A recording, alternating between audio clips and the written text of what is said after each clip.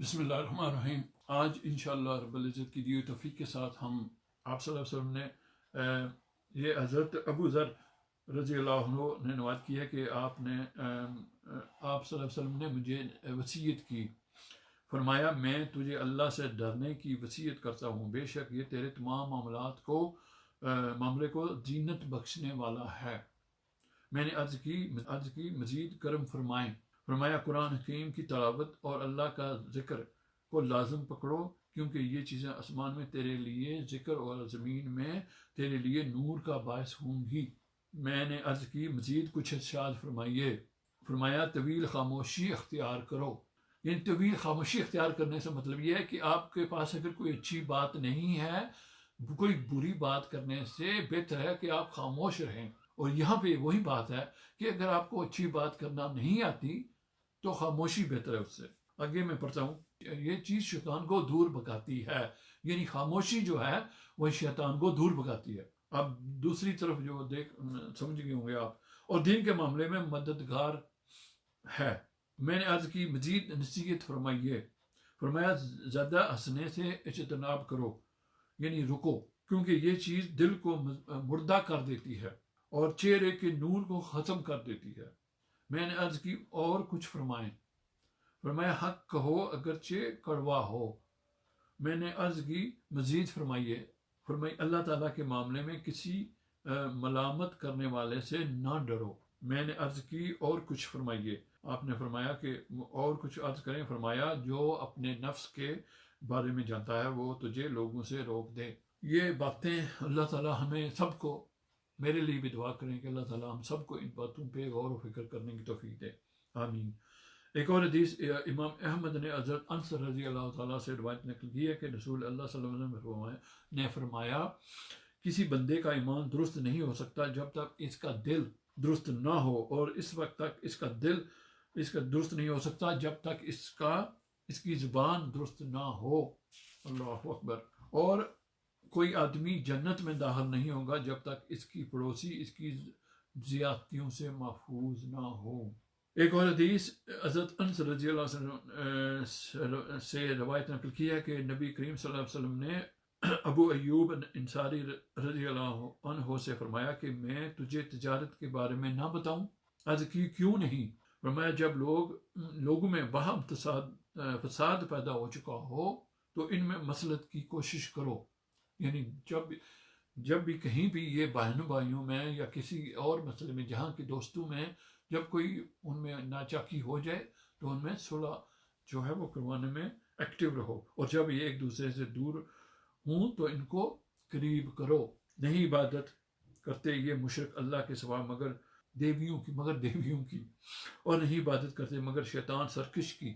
لعنت کی ہے اس پر اللہ نے، اور اس نے کہا تھا کہ میں ضرور لوں گا تیرے بندوں سے اپنا حصہ مقرر، اور میں ضرور انہیں گمراہ کروں گا، اور میں ضرور انہیں چھوٹی امیدوں میں رکھوں گا، اور میں ضرور حکم دوں گا انہیں، بس وہ ضرور چیریں گے جانوروں کے کان، اور میں انہیں حکم دوں گا تو وہ ضرور بدل ڈالیں گے اللہ کی مخلوق کو۔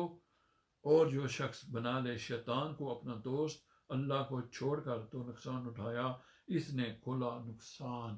یہاں پہ اللہ تعالیٰ شیطان کا ذکر کر رہے ہیں کہ اس نے جو عہد لیا تھا اللہ تعالیٰ سے اس کا۔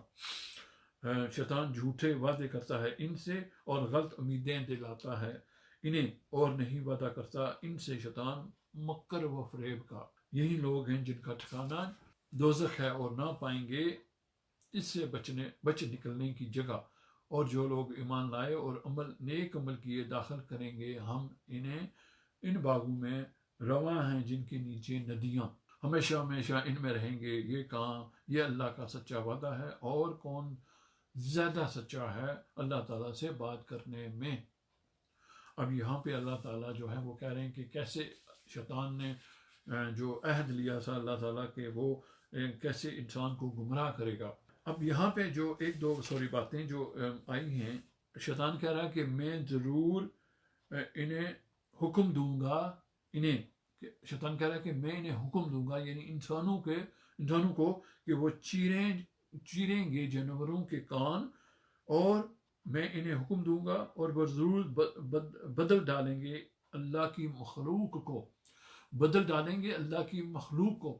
یہاں پہ جو روایت آئی ہیں ان دونوں کے لیے وہ یہ ہے کہ یہ جو ہم جانوروں کو خصی کرتے ہیں یہ خلاف شریعت ہے۔